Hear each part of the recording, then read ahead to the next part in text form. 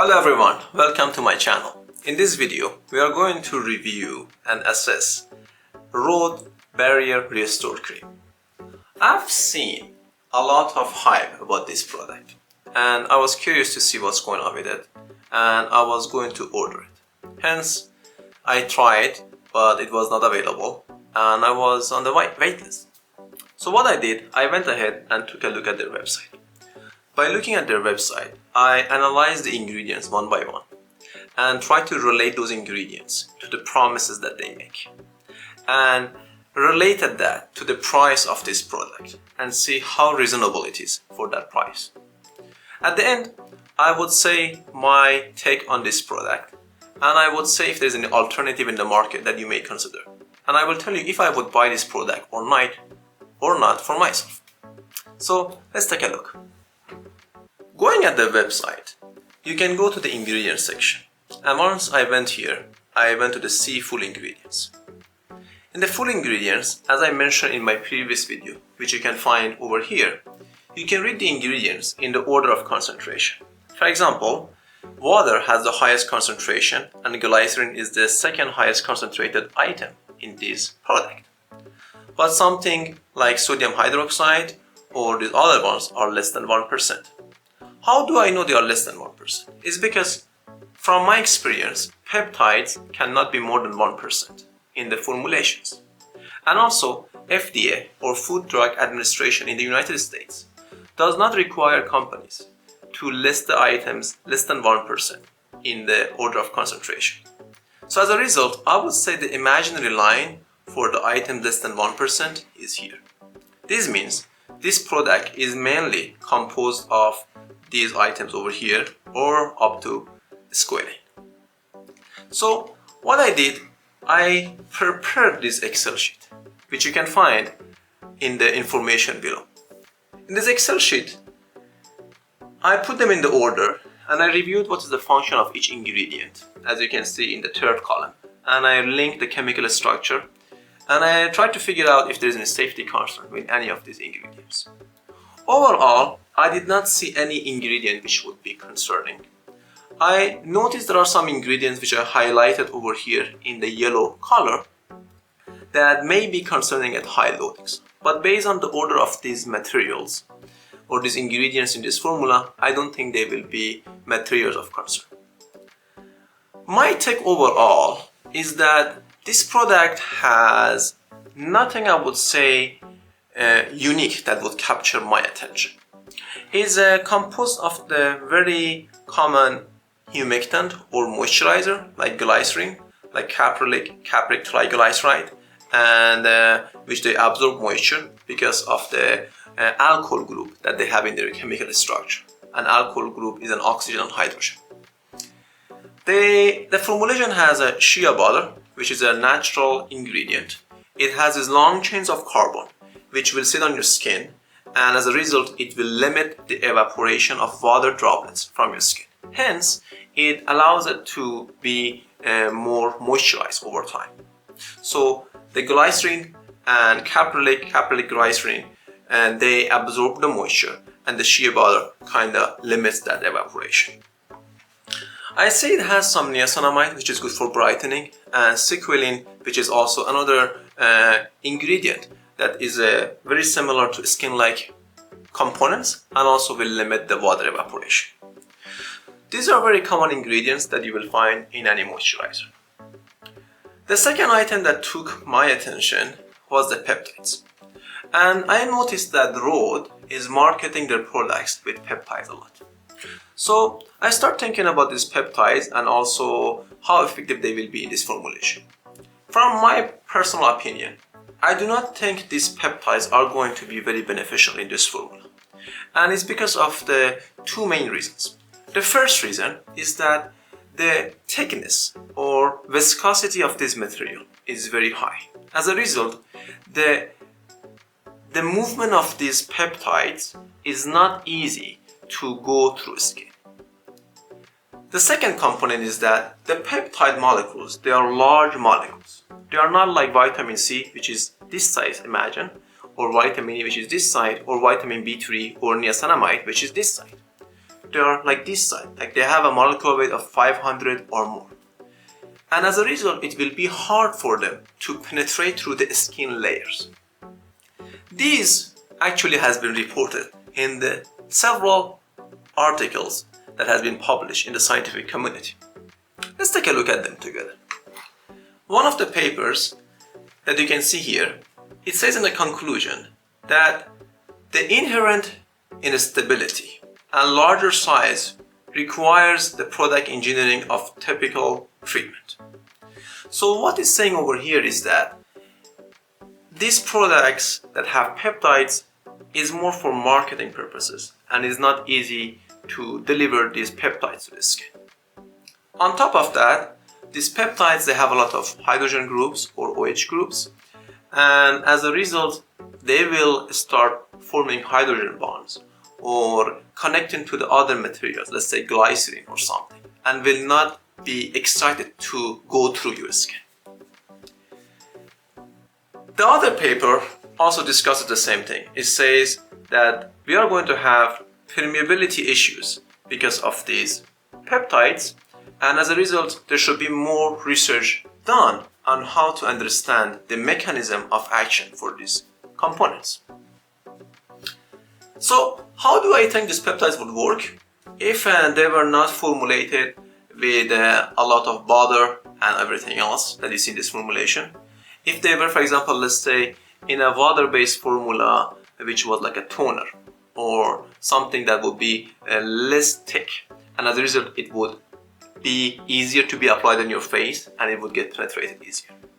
So if you're looking for something that has effective peptide for your skin, look for anti-aging products, or I would say start looking for toners that have peptides in them. The other thing in the ingredients that I see over here, I noticed they have a lot of preservatives.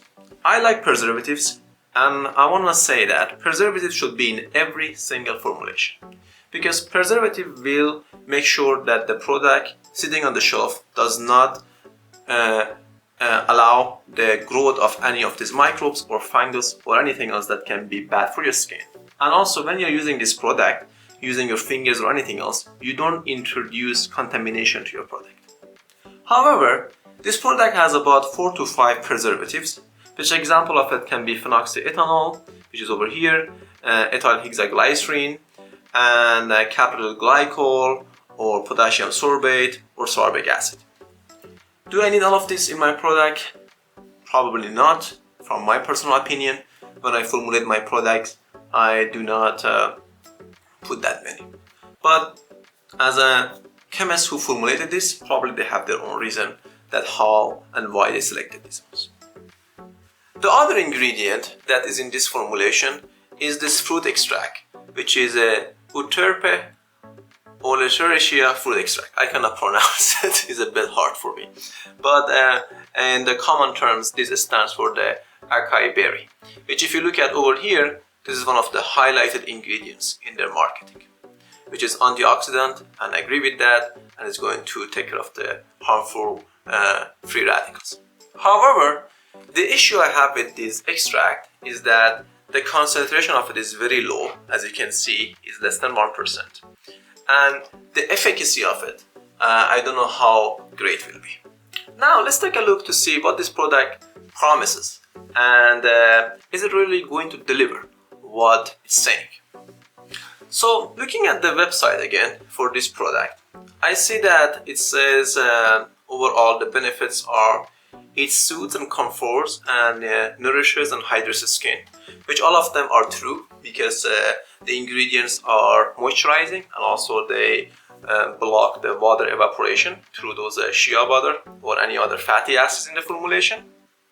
And as a result, you're going to have a very not dry skin and a very hydrated skin. But when I go down, I would say that it's good for all skins. I agree on that, and it's fragrance free, which I really like. I wouldn't put something with fragrance on my face, but if it has fragrance for hands or something, I wouldn't mind, but I prefer to not do it.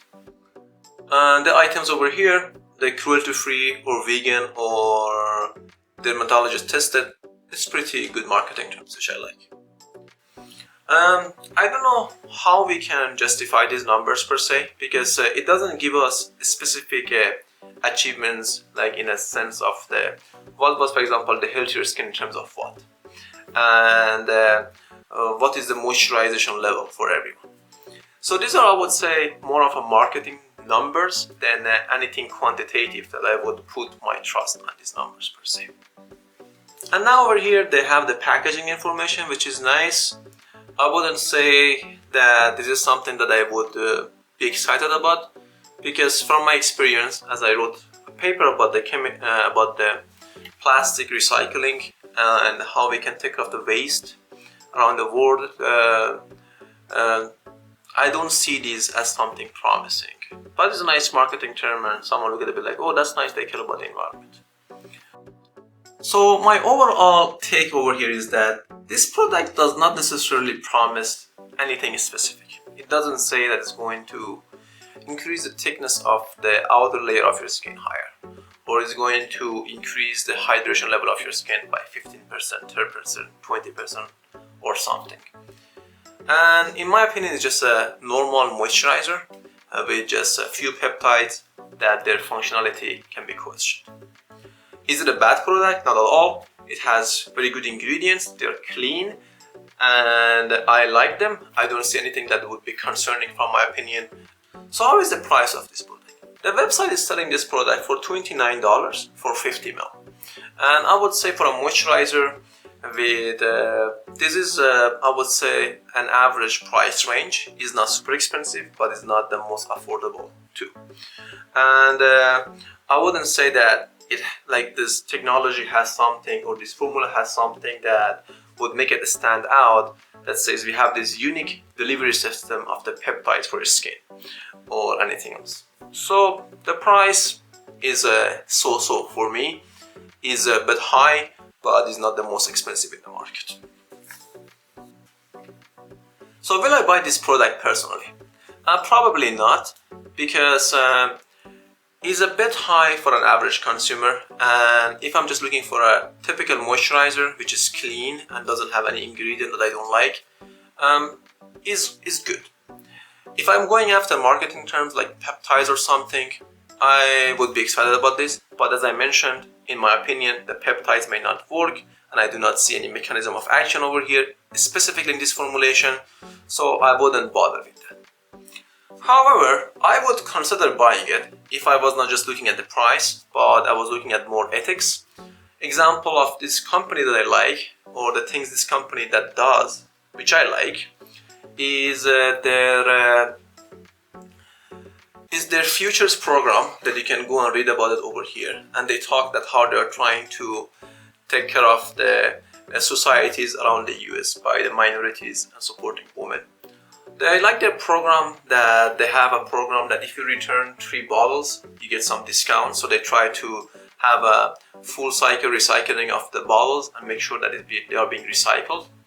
And the other thing I like is that they are pretty open about the packaging of their materials. Though I do not think those materials are the best per se, and I would have my own recommendations that how they could improve those packaging and improve, be more sustainable friendly, but I like the fact that they think about it at least. Overall, I would give this product C, or a 7 out of 1 to 10 scale. And my reasoning behind it is that based on the ingredients and the pricing and the marketing, I would give them. And as I mentioned, some of the ingredients are not in a concentration that I would be expecting, or the mechanism of action is not clear, and the price is a bit high, but the mission is nice, and it would make it stand out over the average products. What would be some of the alternative products that I would look at? It depends what you're looking for. There are a bunch of them. For example, I was looking at the CeraVe moisturizing cream, and over here you can see they sell a 453 gram for I would say $16 or something if you go buy it in let's say just Walgreens or something. And this is pretty affordable moisturizer, which is for $15, which if you think about it is 10 times cheaper, more affordable than the other. What are the ingredients in it? It has the same water, glycerin, and it has the same caprylic glycerol. It has some ceramides, which I have my issues with the ceramides too. I will explain in other videos if you are excited about it or you're interested in. But overall, I do not see this product to be a bad alternative. It has the same things and it doesn't have peptides. But again, peptides is not something that I would be concerned about. The other product that I came across was this peptide moisturizer by the Inky List. And if you look at the ingredients over here, it has water, it has the same caprylic triglyceride, glycerin, and if you really are looking for those peptides, it has a couple of peptides for you in the formulation as well, which might be interesting. I do not see any ingredient over here which would be concerning. And if you start comparing and contrasting these ingredients with the Rhode Barrier Restore Cream, they will be almost the same. And the other product, which if you really want to spend more money than Rhode Barrier Restore Cream, would be this protein polypeptide cream by Drunken Elephant. This cream, if you look at the ingredients, I would say it has water, some glycerin, some alcohol, some oils. I see a lot of peptides over here, which again, as I mentioned, they can be effective, but the mechanism of action is very important. So if they can support those data or what is the thickness of this product, that can determine the efficacy. This product is being sold, if I want to buy it, I would say not buy. If I want to buy this, it would be costing 15 ml for $22, which is pretty, I would say, expensive. And if I want to have a 50 ml, the same size as the Rhode Barrier Restore Cream, is for $68. So comparing Rhode to this one, this Rhode is much cheaper option and more affordable and better. And if I compare Rhode to Inky List or CeraVe, I think it's more expensive. As a moisturizer, which is not going to fight the aging or act like as an antioxidant, or doesn't have any active like vitamin C or any other effective ingredients, I would just go with something normal. But again, this is my take on it. Please subscribe and let me know what other products you want me to take a look at and do an assessment on it. And I will see you in the next video. Thank you.